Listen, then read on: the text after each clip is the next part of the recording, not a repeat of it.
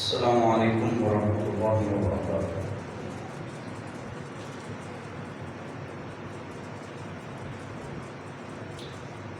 الحمد للہ نحمده ونستعینه ونستغفره ونعوذ باللہ من شرور انفسنا ومن سیئات اعمالنا، من يهده الله فلا مضل له ومن يضلل فلا هادي له، ونشهد أن لا إله إلا الله وحده لا شريك له، ونشهد أن محمدا عبده ورسوله، أما بعد فأعوذ بالله من الشيطان الرجيم، بسم الله الرحمن الرحيم، يا أيها الذين آمنوا اتقوا الله حق تقاته ولا تموتن إلا وأنتم مسلمون، يا أيها الناس اتقوا ربكم الذي خلقكم من نفس واحدة وخلق منها زوجها وبث منهما رجالا كثيرا ونساء، واتقوا الله الذي تساءلون به والأرحام إن الله كان عليكم رقيبا، يا أيها الذين آمنوا اتقوا الله وقولوا قولا سديدا يصلح لكم أعمالكم ويغفر لكم ذنوبكم، ومن يطع الله ورسوله فقد فاز فوزا عظيما، أما بعد فإن خير الحديث كتاب الله، وخير الهدي هدي محمد صلى الله عليه وسلم، وشر الأمور محدثاتها وكل محدثة بدعة وكل بدعة ضلالة وكل ضلالة في النار، وقال الله تبارك وتعالى في القرآن المجيد، بسم الله الرحمن الرحيم، إن تجتنبوا كبائر ما تنهون عنه نكفر عنكم سيئاتكم وندخلكم مدخلا كريما، وقال النبي صلى الله عليه وسلم، اجتنبوا السبع الموبقات، صدق الله عليه وسلم۔ ہم قسم کی تعریف، تسبیح و تقدیس اللہ خالق و مالک کے لیے ہے،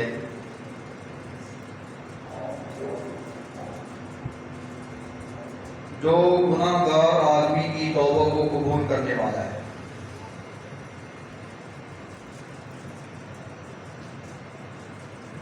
درود و سلام و صحابی نبی پر جس نے ہمیں کبائر گناہ سے بچنے کی ترغیب کی ہے۔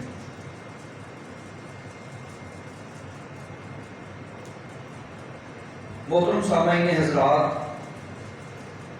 انسان نسیان سے ہے۔ نسیان کا مطلب ہے بھول جانے والا، اور بنی آدم جتنے بھی ہیں یہ سارے کے سارے خطا کار ہیں، سیاہ کار ہیں، خطائیں ان سے ہو جاتی ہیں۔ بہترین خطا کار وہ ہے جس سے خطا ہوئی ہے، وہ اپنی خطا پہ نادم ہوتا ہے، شرمندہ ہوتا ہے، اپنے رب کی جانب رجوع کرتا ہے، اور آئندہ کے لیے یہ عزم کرتا ہے کہ میں آئندہ یہ گناہ کے نزدیک نہیں جاؤں گا۔ یہ بہترین بندہ ہے۔ ویسے بھی بے شمار بہانے اللہ رب العزت نے اپنے بندے کی بخشش کے لیے رکھے ہیں۔ نماز پڑھتا ہے، عیدہ کی نماز کے لیے اس کے گناہ معاف۔ جمعہ پڑھتا ہے، جمعہ پڑھ جانے کے بعد سنت کے مطابق ادا کر جانے کے بعد آئندہ جمعہ تک کے لیے اس کے گناہوں کی معافی۔ روزے رکھ لیتا ہے تو سال کے روزوں کے ثواب اللہ رب العزت خود دیتے ہیں، گناہوں کو معاف کرتے ہیں۔ حج کر کے واپس لوٹتا ہے تو ایسے لوٹتا ہے، گناہوں سے ایسے صاف ہو جاتا ہے جیسے ماں نے آج ان کو جنم دیا ہے۔ ان تجتنبوا کبائر ما تنہون، اگر تم کبائر سے بچتے رہو گے اور اس چیز سے بچتے رہو گے جس سے اللہ نے تمہیں منع کیا ہے، تو نکفر عنکم سیئاتکم، اللہ تمہاری خطاؤں کو اسی طرح کفارہ بناتے رہیں گے، معاف کرتے رہیں گے۔ وندخلکم مدخلا کریما، پھر اللہ رب العزت تمہیں اپنی عزت والے بندوں کی صف میں شامل کریں گے۔ دعا کیجئے اللہ جو ماضی میں گناہ ہو چکے ہیں اللہ ان کی معافی دے دے۔ اے مالک ارض و سما، جو ہم نے گناہ کر لیے ہیں تیرے علاوہ کوئی معاف کرنے والا نہیں ہے، تیرے علاوہ کوئی تواب الرحیم نہیں ہے۔ ہم تجھ سے معافی مانگتے ہیں کہ اللہ وہ گناہوں کو معاف فرما دے اور ہماری نجات کا ذریعہ بنا دے۔ محترم سامعین حضرات، آج میں جس موضوع پہ بات کرنے کا ارادہ کر رہا ہوں، آپ نے سابقہ جمعہ میں سنا، سابقہ اقوام میں جو تباہی آئی تھی سیلاب کی صورت میں، آسمان سے پتھروں کی صورت میں، اور اللہ رب العزت نے زوردار چیخ کی صورت میں، آندھی اور طوفان کی صورت میں ان کے گناہوں کی وجہ سے تھی۔ موجودہ صورتحال جو ہماری سستی کا شکار ہیں، ہم دنیا میں رہنے والے ڈاکٹر حضرات مجھے اور آپ کو کہتے ہیں یہ بڑی مہلک بیماری ہے، بڑی مہلک بیماری، ہلاک کر دینے والی ہے، تباہ کر دینے والی ہے انسانی طبیعت کو، اس کے جوانی کو، اس کے روح کو، اس کے حسن کو، اس کی عمر کو۔ اس سے یہ مرض جو ہے اس سے بچے جو ہیں اس کے یتیم ہونے والے ہیں۔ بندہ مہلک مرض سے بچنے کی کوشش کرتا ہے، ڈاکٹروں کی طرف رجوع کرتا ہے، مختلف ٹیسٹ کرواتا ہے۔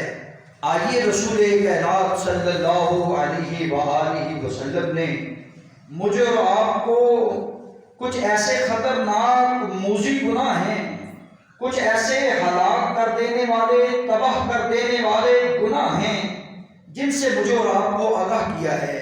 لوگوں، ہلاک کر دیے جانے والے گناہوں سے بچ جاؤ۔ آئیے آج انہیں کی بات کرتے ہیں، وہ کون سے ایسے گناہ ہیں جو انسان کی تباہی کا ذریعہ بنتے ہیں۔ سنیے رسول کائنات صلی اللہ علیہ وسلم کے پیارے صحابی سیدنا ابو ہریرہ رضی اللہ تعالیٰ عنہ بیان فرماتے ہیں، اجتنبوا السبع الموبقات، نبی اکرم صلی اللہ علیہ وآلہ وسلم فرماتے ہیں دنیا میں رہنے والوں، سبع الموبقات، 7 ایسے گناہ ہیں، 7 ایسے گناہ ہیں جو انسان کو ہلاک کر دیتے ہیں، جو انسان کو تباہ و برباد کر دیتے ہیں۔ بڑے خطرناک گناہ ہیں اللہ کے رسول، ہمیں وہ بتا دیجئے، ہمیں آگاہ کیجئے وہ کون کون سے خطرناک اور موذی گناہ ہیں۔ اللہ کے رسول صلی اللہ علیہ وآلہ وسلم نے ارشاد فرمایا، دنیا میں رہنے والوں، الشرک باللہ، شرک اللہ کی ذات کے ساتھ کیا جائے، شرک اللہ کی صفات میں کیا جائے، شرک عبادات میں کیا جائے، وہ کسی صورت میں بھی جائز نہیں ہے۔ یہ انسان کو ہلاک کر دیتا ہے، انسان کے اعمال کو برباد کر دیتا ہے، انسان کی زندگی ساری خسارے میں چلی جاتی ہے۔ انہیں ہلاک کر دینے والے گناہوں میں سے 7 ہلاک کر دینے والے گناہوں میں سے ایک شرک ہے۔ العیاذ باللہ، ان الشرک لظلم عظیم، شرک ظلم عظیم ہے۔ بہت بڑا ظلم ہے۔ اللہ کا حق بندہ بندے کو دے رہا ہے، اللہ کا حق بندہ حجر اور شجر کو دے رہا ہے۔ اللہ کا حق کبھی قبر پرستی میں، کبھی انا پرستی میں، کبھی توہم پرستی میں، کبھی شجر پرستی میں اللہ کا حق دیا جا رہا ہے۔ اللہ رب العزت فرماتے ہیں یہ کرنے والا شرک، جو شرک کر رہا ہے، مشرک انسان اپنے آپ کو تباہی کے دھانے پہ لے جاتا ہے، اپنے آپ کو تباہی کے گڑھے اور کنارے پہ لے جاتا ہے۔ یہ شرک انسان کے گناہوں کو، یہ شرک انسان کو گناہوں سے آلودہ کر دیتا ہے، رب سے دور کر دیتا ہے۔ سنیے حضرات، ایک حدیث میں آپ نے فرمایا، ابو بکر اس حدیث کے راوی ہیں، الا انبئکم باکبر الکبائر، کیا میں تمہیں آگاہ نہ کر دوں، خبردار نہ کر دوں کبائر کے بارے میں؟ جی ہاں، کبائر کے بارے میں آپ آگاہ کیجئے اللہ کے رسول۔ آپ نے فرمایا الاشراک باللہ، اللہ کے ساتھ شرک کرنا بہت بڑا کبیرہ گناہ ہے۔ بھائی صغیرہ گناہوں کی تو معافی ہو جاتی ہے نماز پڑھنے سے، رب سے معافی مانگنے سے، لیکن کبیرہ گناہ ایسے گناہ ہیں اللہ معاف نہیں کرتے جب تک کہ اس سے سچی توبہ نہ کی جائے، جب تک اس سے بندہ اس گناہ پہ پریشان نادم نہ ہو، جب تک اس گناہ پہ یہ بندہ عزم نہ کر لے کہ آئندہ کے لیے ساری زندگی اللہ جو ہو چکے ہیں سو ہو چکے ہیں، میں آئندہ کے لیے توبہ کرتا ہوں، عزم کرتا ہوں کہ ساری زندگی اس گناہ کو نہیں کروں گا، اس وقت تک اللہ اس گناہ کو معاف نہیں کرتے۔ حضرات، بعضوں نے بڑی باتیں کی ہیں، کسی نے کہا کبائر سے مراد کبیرہ گناہ، اس کی فہرست بنائی جائے وہ کون کون سے گناہ ہیں۔ کسی نے کہا 7 گناہ وہی ہیں جو اس حدیث میں آئے ہیں، کسی نے کہا نہیں 3 گناہ ہیں، کسی نے کہا 70 گناہ ہیں، کسی نے کہا نہیں 400 سے زائد گناہ ہیں۔ اس کا مفہوم سمجھنے کے لیے کہ کبائر ہوتے کیا ہیں جو اللہ بغیر توبہ کے معاف نہیں کرتے، سنیے وہ گناہ ہیں، وہ گناہ ہیں جس کی شریعت نے حد نافذ کی ہو، شریعت نے سزا مقرر کی ہو، اگر یہ تم کرو گے تمہیں یہ سزا ملے گی، اگر یہ تم کرو گے تم پہ یہ حد نافذ ہوگی۔ اگر وہ بندہ اس کا مرتکب ہو جاتا ہے تو کبیرہ گناہ کا مرتکب ہو رہا ہے۔ دوسرا وہ گناہ ہے، وہ بھی گناہ کبیرہ میں شامل ہے کہ جس کے کرنے پہ غضب الہی نازل ہوتا ہو، جس کے کرنے پہ رب کی ناراضگی نازل ہوتی ہو۔ یہودیوں پہ، عیسائیوں پہ رب کی ناراضگی نازل ہوئی، غیر المغضوب علیہم ولا الضالین کی سزا آج ہر بندہ دعا کرتا ہے، اس کی سزا میں کرتا ہے کہ اللہ نہ ان لوگوں کا راستہ دکھانا جن پہ تیرا غضب نازل ہوا ہے، اللہ ان لوگوں کا راستہ نہ دکھانا جو گمراہ ہو چکے ہیں، راستے سے گم ہو چکے ہیں۔ پتہ چلا ہر وہ گناہ کبیرہ ہے جس پہ رب کی ناراضگی، جس پہ رب کا غضب نازل ہوتا ہو۔ محترم سامعین حضرات، تیسرا وہ گناہ کبیرہ میں شامل ہو جاتا ہے جو چیز اللہ نے حرام کی ہو بندہ اس کو اپنے اوپر حلال کر لے۔ شراب حرام ہے، سود حرام ہے، رشوت حرام ہے، یتیم کا مال کھانا حرام ہے، ناجائز کسی کا مال ہڑپ کرنا حرام ہے، بندہ حرام کا مرتکب ہو جاتا ہے، زنا کرتا ہے، حرام کا مرتکب ہو جاتا ہے، حرام کاری کرنے والا، حرام خوری کرنے والا، یہ حضرات کبیرہ گناہ کا مرتکب ہے۔ جب تک اس گناہ کو چھوڑ نہیں دیتا، سچی توبہ نہیں کر لیتا اور اس پہ نادم نہیں ہو جاتا، رب اس کو معاف نہیں کرتے، یہ تباہی کے دھانے پہ ہے۔ چوتھے نمبر پر وہ بھی گناہ کبیرہ میں شامل ہو جاتے ہیں جن پہ وعیدیں نازل ہوئی ہیں۔ حد تو نافذ نہیں ہوئی ماں باپ کی نافرمانی پہ، لیکن یہ وعید ضرور آئی ہے کہ جو کل قیامت کے دن والدین کو ناراض کر کے آئے گا وہ حقیقت میں اپنے رب کو ناراض کر کے آئے گا، جو قیامت کے دن والدین پہ لعنت کر کے آئے گا حقیقت میں اللہ رب العزت نے اس کو اپنی رحمت سے دور کر رکھا ہوگا۔ یہ بھی کبائر گناہ میں شامل ہیں جن پہ اللہ کی وعیدیں آئی۔ پتہ چلا 4 ایسے اس قبائل کو سمجھنے کے لیے 4 مفہوم سمجھیے۔ پہلا وہ کہ جس پر اللہ رب العزت کے رسول نے یا شریعت اسلامیہ نے کوئی حد یا سزا مقرر کی ہو، بندہ اس کا مرتکب ہو جائے تو وہ کبیرہ گناہ ہوا کرتا ہے۔ دوسرا وہ کبیرہ گناہ ہوا کرتا ہے جس پہ رب کی ناراضگی آئی ہو، غضب الہی نازل ہوا ہو۔ یہودیوں اور عیسائیوں کے طریقے کو بندہ اپنا لے، یہودیوں اور عیسائیوں پہ رب ناراض ہوا ہے، جو ان کے طریقے کو اپناتا ہے رب اس پہ بھی ناراض ہو جاتا ہے۔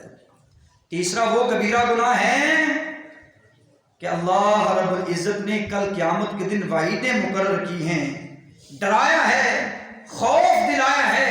بندہ اس گناہ کا مرتکب ہو جائے تو سمجھ لے کہ میں کبائر میں مبتلا ہو چکا ہوں، مجھے سچی پکی توبہ کرنی چاہیے۔ حرام سے اللہ نے منع کیا ہے، بندہ حرام خور بن جائے، حرام کاری کرنے والا بن جائے، اس کے ہاتھ حرام لکھنے سے باز نہ آئے، اس کی زبان حرام بولنے سے باز نہ آئے، اس کی آنکھ حرام دیکھنے سے باز نہ آئے، اس کے قدم حرام کی طرف چلنے سے باز نہ آئے۔ اور ماؤں کی نافرمانی، باپ کی نافرمانی حرام، اگر وہ حرام سے باز نہیں آتا، وہ سمجھ لے کہ میں کبیرہ گناہ کا مرتکب ہوں، مجھے پکی اور سچی توبہ کرنی چاہیے۔ رسول کائنات صلی اللہ علیہ وسلم نے فرمایا، لوگو الشرک باللہ، شرک جو ہے یہ کبیرہ گناہوں میں سے ایک گناہ ہے، بغیر توبہ کے اللہ معاف نہیں کرتے۔ انبار لگا لے زمین آسمان کے برابر نیکیوں کے، تیرے نیکیوں کے ڈھیر کو اللہ ضائع کر دیں گے، اس میں شرک کی ملاوٹ ہوگی۔ اگر تو خطا کار ہے، گناہ گار ہے، شرک نہ کر کے آئے تو رب کی رحمت اتنی وسیع ہے، اس کے غصے پہ اتنی غالب آ چکی ہے، فرمایا تو نے میری توحید میں شرک نہ کیا ہوگا تو میں تجھے معاف فرما دوں گا۔ دنیا سے چاہیے، مجھے اور آپ کو چاہیے کہ ہر وقت اپنے عقیدے کی اصلاح کریں۔ آج عقیدے میں بہت بڑی خرابی جو آج معاشرے میں آ رہی ہے، سفر کا مہینہ ہے، توہم پرستی عروج پہ ہے۔ عرب میں توہم پرستی کا رواج تھا۔ کیا رواج تھا؟ رسول کائنات صلی اللہ علیہ وسلم آئے، آپ نے یہ ارشاد فرمایا، دنیا میں رہنے والوں سن لو، لا عدویٰ، یہ بیماری کوئی متعدی نہیں ہوا کرتی، ولا طیارہ، یہ پرندے اڑانا اس میں کوئی بات نہیں ہے۔ اور اسی طرح آپ نے فرمایا کہ جو سفر کا مہینہ جا رہا ہے تم اس کو منحوس سمجھتے ہو، دن کوئی بھی دنیا میں منحوس نہیں ہے۔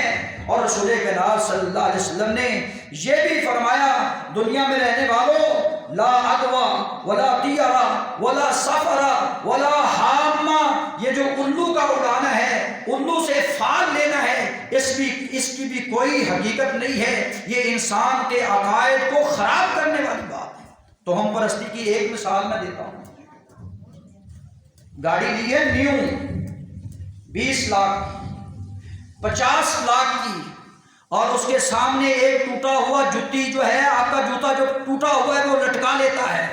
یہ کیوں لٹکایا؟ ذہن میں وہم آ گیا ہے، ذہن میں خیال آ گیا ہے کہ کہیں اس کا حادثہ نہ ہو جائے۔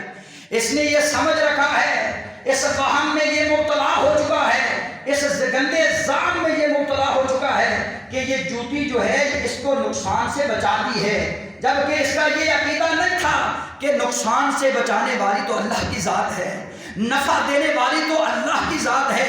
جب اس نے جوتی کو سمجھ لیا کہ یہ نفع نقصان کی مالک ہے، نظر بد سے بچاتی ہے، نقصان سے بچاتی ہے، ذرا عقل سے بتا دو مجھے، فیصلہ کر کے فیصلہ آپ پہ جاتا ہے، آپ شعور والے ہیں، آپ اہل علم ہیں، آپ اہل دانش ہیں، آپ پڑھے لکھے لوگ ہیں، جوتی تمہارے پاؤں میں ہوتی ہے، تمہارے چہرے کو کیوں نظر لگ جاتی ہے؟ تمہارے چہرے کو تو بھی نظر نہیں لگنی چاہیے، ہر وقت جوتی پہن کے چلتا ہے۔ لیکن یہ توہم پرست، یہ وہم پرست حضرات جب بھی گاڑی لیتا ہے تو آگے ٹوٹا ہوا کپڑا، کالا کپڑا یا جوتی لٹکا لیتا ہے، اس کی اسلام نے کوئی حقیقت نہیں ہے۔ کوٹھی بنائی ہے جی 70 لاکھ روپے لگا کر، اور اوپر جو ٹوٹی ہنڈیا جو ہوتی ہے وہ کالے رنگ کے اوپر رکھ دی ہے، اس کی بھی کوئی حقیقت نہیں ہے۔ نفع نقصان کا مالک ہے تو میرا اللہ ہے، اور اس کے علاوہ اگر تم کسی کو نفع نقصان کا مالک سمجھتے ہو تو رب کے ساتھ شرک کرتے ہو، وہ شرک بہت بڑی بغاوت ہے، شرک بہت بڑا جرم ہے۔ شرک بہت بڑا گناہ ہے جو انسان کو ہلاک و تباہ برباد کر کے رکھ دیتا ہے۔ العیاذ باللہ۔ حضرات رسول کائنات صلی اللہ علیہ وآلہ وسلم نے پھر فرمایا، سننے والوں سنو، والسحر، جادو کرنا، یہ انسان کو تباہ و برباد کر کے رکھ دیتا ہے۔ ساحر، جادو کرنے والا، شریعت اسلامیہ نے اس کو کافر کہہ دیا ہے، اور جو ساحر اور کاہن کی مٹھیائی کھا لے، اس کی تصدیق کر دے، نہ اللہ نماز قبول کرتا ہے، بلکہ رسول کائنات نے یہاں تک ارشاد فرمایا ہے کہ اس نے رسول کائنات صلی اللہ علیہ وسلم پہ نازل ہونے والی شریعت کا انکار کر کے رکھ دیا۔ آج جادو کرنا عروج پہ ہے، بنگالی جادو ہے جی، فلاں بابا بڑا جادو کر لیتا ہے، فلاں بابا کل کی باتیں بتا دیتا ہے، حال کی خبریں سنا دیتا ہے، خبروں میں یہ بات شائع کی جاتی، تیرا آج کیسے گزرے گا، تیرا کل کیسے آئے گا، تیری ہاتھ کی لکیر پہ کیا لکھا ہے؟ حضرات وہی لکھا ہے جو تیرے نصیب میں لکھا ہے، وہی لکھا ہے جو تیرے مقدر میں لکھا ہے، وہی ہوگا جو تیرے مقدر میں لکھا جا چکا ہے۔ میرے رسول نے فرمایا، دنیا میں رہنے والوں، تقدیر پہ ایمان لانا اس طرح ہی ضروری ہے جس طرح اللہ کی ذات پہ ایمان لانا ضروری ہے۔ آپ نے کفر کر لیا ہے، جادو کرنے والا کافر بن گیا ہے، جادو کرنے والا کبھی فلاح نہیں پائے گا، جادو کا ایک الگ ٹاپک ہے۔ میرے رسول نے فرمایا، اگر تم چاہتے ہو کہ جادوگروں کے جادو سے بچ جائیں، ٹونے سے بچ جائیں، گھروں میں کسی قسم کا سحر نہ طاری ہو، تم نے قل اعوذ برب الفلق، قل اعوذ برب الناس کی تلاوت کر لینی ہے، اور آپ نے یہ تلاوت کرتے رہنا ہے، صبح 3 دفعہ کر، شام 3 دفعہ کر، تکفیک من کل شیء، ہر چیز کے لیے تیرے لیے یہ کافی ہو جائیں گی۔ اللہ تجھے جادو سے بھی بچائے گا، اللہ شریر کے شر سے بچائے گا، اللہ حاسدین کے حسد سے بچائے گا، دم کرنے والے، پھونکے لگانے والے، گرے لگانے والے، اور لوگوں کے اوپر حاسدانہ نظریں رکھنے والے، اللہ ان کی شرارتوں سے آپ کو محفوظ فرمائے گا اگر تم قرآن و سنت کے مطابق زندگی بسر کرتے ہو۔ اللہ پڑھنے کی، پڑھانے کی توفیق عطا فرمائے۔ محترم سامعین حضرات، اجتنبوا السبع الموبقات، ہلاک کر دینے والے گناہوں میں سے ایک گناہ شرک کا گناہ ہے۔ دوسرا گناہ انسان جو کرتا ہے، جس کا مرتکب ہوتا ہے، وہ ساحر، جادو کرنا شریعت اسلامیہ میں حرام ہے، اور جو حرام کا مرتکب ہوتا ہے اللہ اس کی نمازوں کو قبول نہیں کرتے، بلکہ اس نے شریعت اسلامیہ کا انکار کر دیا ہے جو محمد الرسول اللہ کے اوپر شریعت نازل ہوئی ہے۔ وَقَتْلُ النَّفْسِ الَّتِي حَرَّمَ اللَّهُ إِلَّا بِالْحَقِّ، وَقَتْلُ النَّفْسِ الَّتِي حَرَّمَ اللَّهُ إِلَّا بِالْحَقِّ۔ آج قتل و غارت کا بازار بہت گرم ہے۔ مجھے پچھلے ہفتہ خبر آئی، ایک نوجوان ہے، گھر سے نکلتا ہے، سیلاب زدگان کی مدد کے لیے نکلتا ہے، اور اس کو تشدد کر کے مار دیا جاتا ہے۔ حضرات، ناحق قتل کرنا یہ آج ہمارا معمول بن چکا ہے۔ چھوٹی چھوٹی بات پہ بڑے بڑے جھگڑے، چھوٹی چھوٹی بات پہ تلواروں کا نکل آنا، گولیوں کا چل جانا، اور اسی طرح اپنے لیے اس کو ہمیشہ کے لیے اپنا دشمن سمجھنا۔ رسول کائنات نے فرمایا، یہ گناہ کیا تھا، حبیل کو قتل کیا بھائی قبیل نے۔